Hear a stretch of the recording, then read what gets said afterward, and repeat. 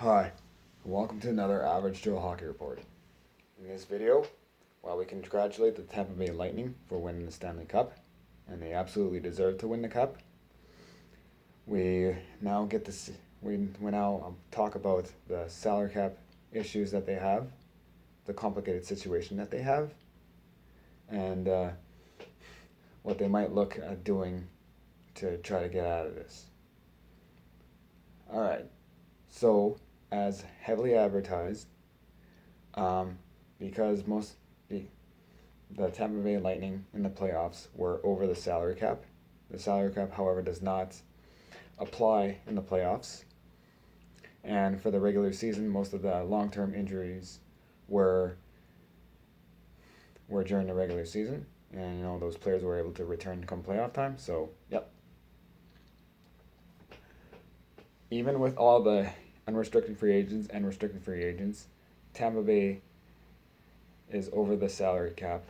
Their projected cap hit is $85 million. The NHL salary cap is 81.5 million.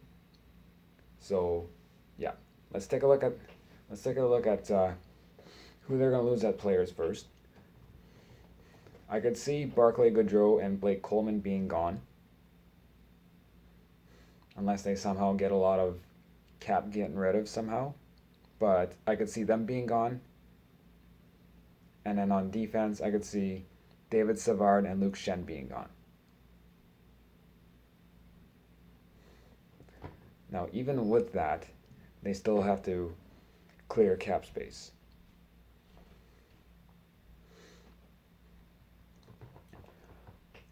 The guys that I could see trying to get rid of are Tyler Johnson, although apparently he's got a no trade clause apparent to cap friendly.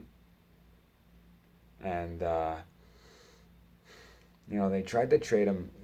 They tried to get rid of his contract last season, and it didn't work out. And I could see that being the same uh, for this offseason as well.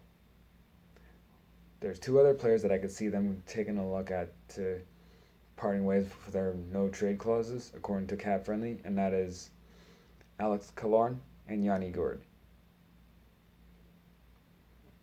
Killorn and Gourde had good seasons. However, with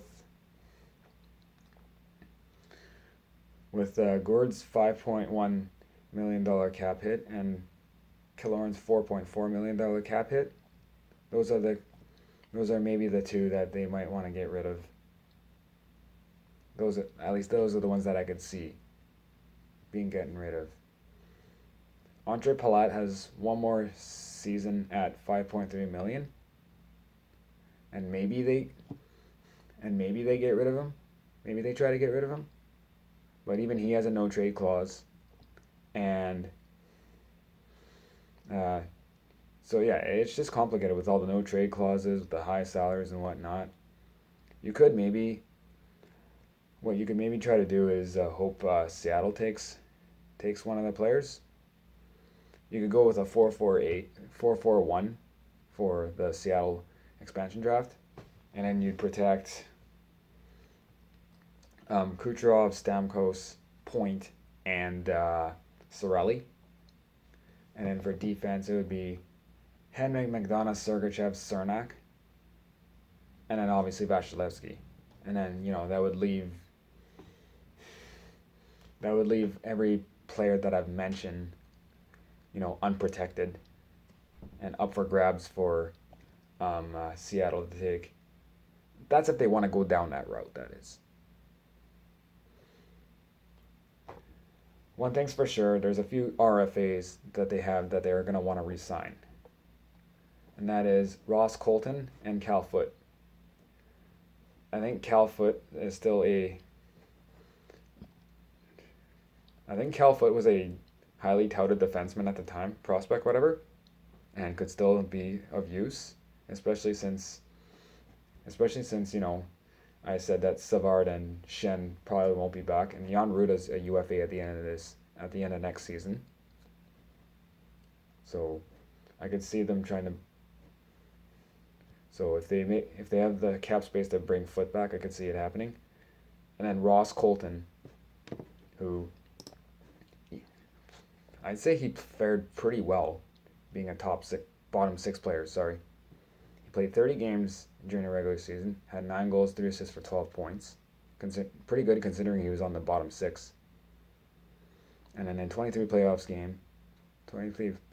games, he had 4 goals and 2 assists for 6 points. Some of those 4 goals were key goals.